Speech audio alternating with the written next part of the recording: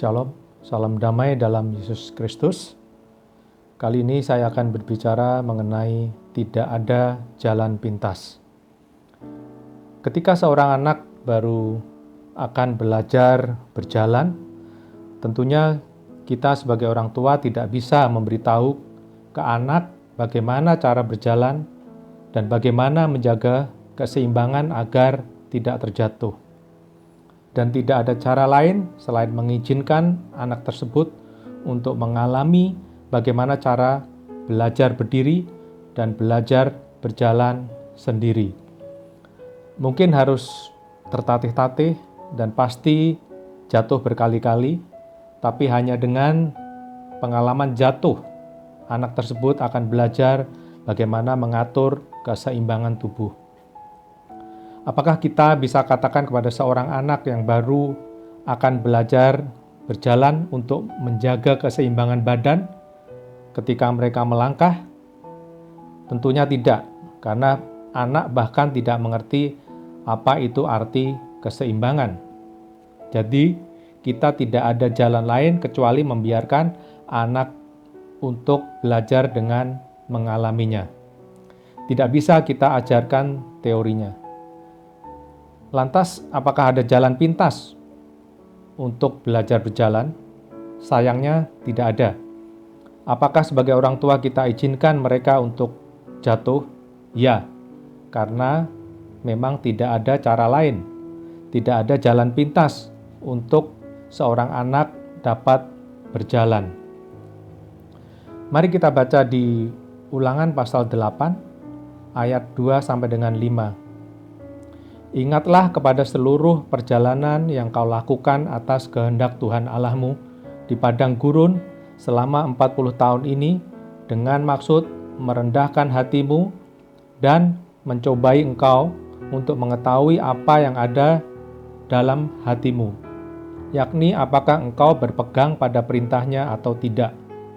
Jadi ia merendahkan hatimu, membiarkan engkau lapar dan memberi engkau makan mana yang tidak kau kenal dan yang juga tidak dikenal oleh nenek moyangmu, untuk membuat engkau mengerti bahwa manusia hidup bukan hanya dari roti saja, tetapi manusia hidup dari segala yang diucapkan Tuhan.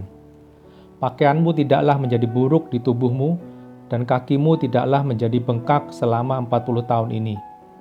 Maka haruslah engkau insaf bahwa Tuhan Allahmu mengajari engkau seperti seseorang mengajari anaknya. Di firman ini disebutkan, ingatlah kepada seluruh perjalanan yang kau lakukan atas kehendak Tuhan.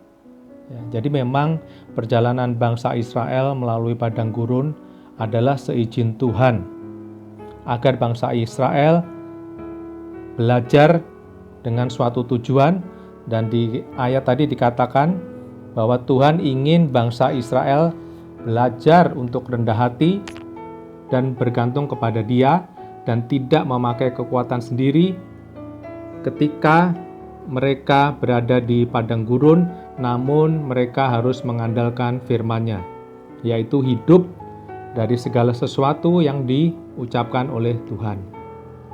Kita lihat perjalanan bangsa Israel di padang gurun memang sulit. Mereka hidup di padang gurun selama 40 tahun. Tidak enak, tidak nyaman, namun tidak ada cara lain yang lebih mudah.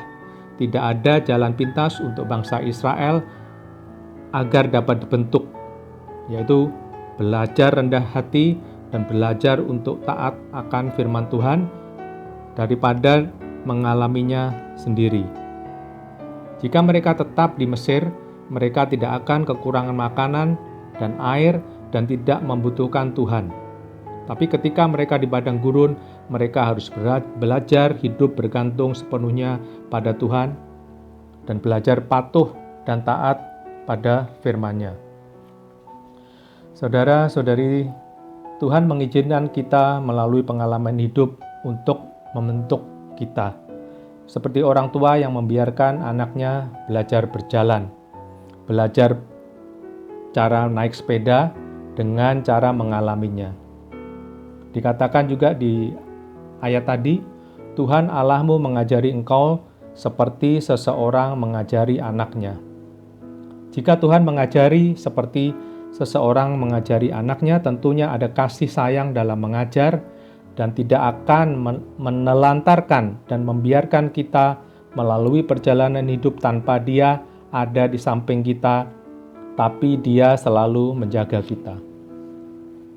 Jadi kita pun belajar mengarungi kehidupan dan mengalami semua yang baik dan buruk untuk membentuk iman dan karakter untuk menjadi semakin serupa dengan Yesus.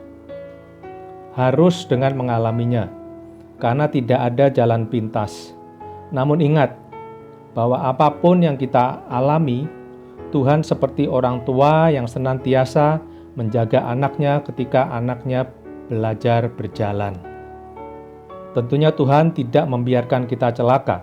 Sebagai Bapa, Dia mengizinkan kita untuk melalui pergumulan hidup, namun dengan terus mengawasi dan menolong kita sebagai anak-anaknya. Seperti kita mengajari anak kecil untuk berjalan, kita izinkan mereka untuk tertatih-tatih dan jatuh, namun kita tidak akan membiarkan mereka celaka. Seperti kita baca di Kitab Mazmur pasal 27 ayat 23 dan 24. Tuhan menetapkan langkah-langkah orang yang hidupnya berkenan kepadanya. Apabila ia jatuh, tidaklah sampai tergeletak sebab Tuhan menopang tangannya. Saudara-saudari, saya sangat sedih ketika ayah saya jatuh sakit dan tidak berdaya, hanya dapat berbaring di tempat tidur dan akhirnya meninggal dunia. Ada rasa kesedihan ketika dia sakit dan ada rasa kehilangan ketika dia meninggal. Tuhan izinkan kita mengalami perasaan kesedihan dan kehilangan karena memang tidak dapat dideskripsikan kecuali kita mengalaminya sendiri. Dengan pengalaman saya ini, saya jadi bisa merasakan apa yang dirasakan orang lain ketika mereka memiliki anggota keluarga yang sedang sakit, dan dengan demikian saya dapat bersimpati dan dapat mendoakan orang sakit dan keluarganya dengan sepenuh hati. Kenapa? Karena saya tahu persis bagaimana perasaan yang sedang mereka alami. Sama halnya ketika ada orang lain yang kehilangan orang yang dicintainya. Memang tidak nyaman ketika kita harus berjalan di gurun pasir, tapi hanya dengan mengalami semuanya itu, saya diajar untuk memiliki rasa empati, dapat bersimpati kepada orang lain yang suatu saat mengalami hal yang sama. Selalu ada sesuatu yang Tuhan ingin ajarkan ketika kita berjalan di gurun pasir. Kemungkinan saudara-saudari ada yang sedang sakit, sedang ada masalah finansial, masalah dengan keluarga, karir, bisnis, sekolah, dan lain sebagainya. Semuanya baik dan buruk yang kita alami, Tuhan izinkan terjadi, namun ingat, Tuhan tidak lepas tangan, namun tangannya akan menopang kita selalu. Tuhan izinkan kita sesekali dalam kesulitan hidup untuk mengajar kita, namun Dia di sana selalu sebagai Bapa dengan tangannya yang selalu menopang kita. Sebagai manusia tentunya kita semua ingin serba cepat, ingin naik karir cepat, ingin cepat menjadi sukses, ingin cepat keluar dari kesesakan atau kesulitan hidup, ingin cepat keluar dari krisis finansial dan lain sebagainya. Kita ingin menemukan jalan pintas dan segera meraih apa yang kita inginkan. Namun seringkali waktu Tuhan tidak sama dengan waktu kita. Percayalah bahwa Dia tidak akan membiarkan kita di padang gurun selamanya. Ketika bangsa Israel berada di padang gurun, Tuhan masih memelihara mereka sama ketika kita berada dalam padang gurun atau dalam kesesakan kita. Tuhan juga masih memelihara kita, dan dengan adanya pengharapan yang tidak mengecewakan, Dia akan mengeluarkan kita dari padang gurun dan mencapai tanah perjanjian. Dia tidak akan membiarkan kita menggantung berada dalam ketidakpastian. Kita ingat cerita Musa.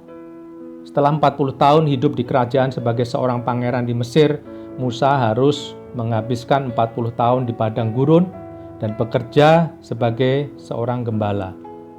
Dengan perubahan yang sangat drastis, tentunya dia merasa ada ketidakpastian dan dia memiliki banyak pertanyaan tentunya tentang hidup dia. Dan yang terpenting, dia belajar banyak tentang apa itu arti daripada rendah hati. Dia pasti merasa hidupnya tidak berarti, tapi sebenarnya Tuhan sedang sibuk bekerja mempersiapkan Musa sebagai pemimpin bangsa Israel, meskipun Musa merasa hidupnya sedang tidak menuju kemana-mana. Dengan pengalaman 40 tahun sebagai gembala di padang pasir, dia belajar bagaimana mencari air, bagaimana mendirikan tenda, belajar mengenai binatang-binatang gurun, dan juga tumbuh-tumbuhan yang akan berharga ketika dia memimpin umat Israel mengarungi padang gurun. Dia sedang diproses Tuhan agar dia berani menghadap Firaun, tegar menghadapi bangsa Israel yang tidak sabaran dan suka bersungut-sungut. Musa merasa hidupnya sebagai seorang gembala di padang pasir tidak bermakna, namun sebenarnya Tuhan sedang bekerja. Saudara-saudari, mari kita belajar untuk bersabar ketika kita berada di padang pasir. Sepertinya tidak ada tanda-tanda apapun, namun kita yakinkan bahwa ada tujuan tertentu mengapa kita harus mengalami apa yang sedang kita alami. Kita harus sadar bahwa Tuhan sedang bekerja membentuk kita dan Dia akan mengeluarkan kita dari padang pasir untuk memenuhi janjinya, mencapai tanah perjanjian, tanah yang berlimpah susu dan madunya.